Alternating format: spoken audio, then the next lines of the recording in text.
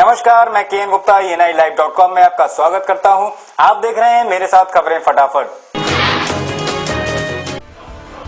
सूबे की राजधानी लखनऊ में स्वाइन फ्लू के 3 दर्जन से ज्यादा मामलों के मिलने के बाद अब हड़कंप मच गया है। इतना ही नहीं, पूर्वांचल में भी अब स्वाइन फ्लू की आमद हो चुकी है। इस सब के बावजूद भी सूबे की सरकार का अभी तक कोई बयान नहीं आया है और न ही सरकार ने अभी तक स्वास्थ्य महकमे को किसी भी प्रकार का कोई निर्देश दिया है, जिससे राजनीतिज्ञों ने अब सरकार को आड़े हाथों लेते हुए सरकार की घोर निंदा की है।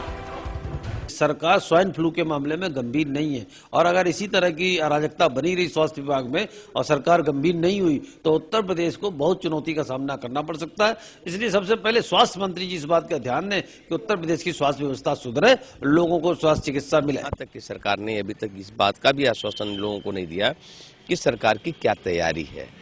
इससे ये स्पष्ट होता है कि सरकार जनहित के मुद्दे पर, आम जीवन के से जुड़े हुए लोगों के मुद्दे पर कहीं से भी गंभीर नहीं है, सिर्फ उसको अपनी सत्ता दिखाई दे रही है। राजधानी में तेजी से पैर पसार रहे स्वाइन फ्लू ने अब तक 40 लोगों को अपनी गिरफ्त में लिया है, लेकिन फिर भी स्वास्थ्य महकमे ने बिना किसी सरकारी अतिरिक्त इमदाद के अपने ही संसाधनों से इससे निपटने के इंतजामों को किया है और इसके चलते यहाँ मरीजों को विशेष सुविधाएं देने की बात को भी कहा है। इन दोनों के स्पेसिफिक टेस्ट हैं, बाकी जनरल वायरल फीवर की तरह ट्रीट किए जाते हैं। अगर उसमें लक्षणों में सुधार हो रहा है तो जनरल ट्रीटमेंट, अगर उनमें लक्षणों में बढ़ोतरी हो रही है तो हम लोग टेस्ट के लिए एडवाइस करते हैं तथा अनुसार एडिशनल ट्रीटमेंट जो है वो उसको सुचारू रूप से चलाते हैं। स्वाइन फ्लू के बढ़ते कदमों को देखते हुए सरकार ने जल्द कोई ठोस कदम नहीं उठाया तो ये स्वाइन फ्लू कई लोगों को अपने आगोश में लेकर मौत की नींद सुला देगा। इसलिए लोगों को इससे बचाने के लिए सरकार को ठोस कदम उठाने ही होंगे। ENI लाइव की विशेष प्रस्तुति। सपा सरकार के पूरे होते वायदे के चलते जिले में एक आयोजन किया गया, जिसमें सूबे के कैबिनेट मंत्री शिवपाल सिंह यादव ने शिरकत की। इस मौके पर मंत्री जी ने समाजवादी पेंशन योजना के लाभार्थियों को परिचय पत्र वितरित किए। इस दौरान उन्होंने संबोधन करते हुए सपा सरकार की खूबियों को जनता के बीच में भी रखा। हमारी सरकार कोई न कोई घोषणा कर देती है, कोई न कोई ऐसा काम कर देती है जो सीधे उत्तर प्रदेश की जनता को लाभ न पहुंचे, सीधे उत्तर प्रदेश की जनता को लाभ पहुंचे।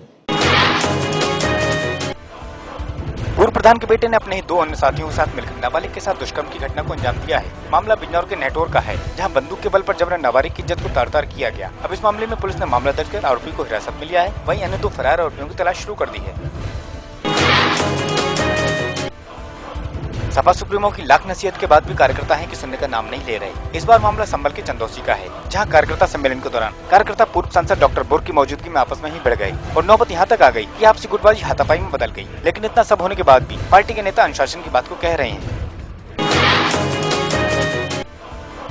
जिले के मनकापुर में तेज रफ्तार स्कॉर्पियो ने बाइक सवार अध्यापिका को रौंद दिया। इस घटना में अध्यापिका की मौके पर मौत हो गई। घटना से गुस्साए लोगों ने गाड़ी के शीशे तोड़ दिए और चालक को पकड़कर पुलिस के हवाले कर दिया। अब पुलिस ने इस मामले में मामला दर्ज कर आरोपी को जेल भेज दिया है।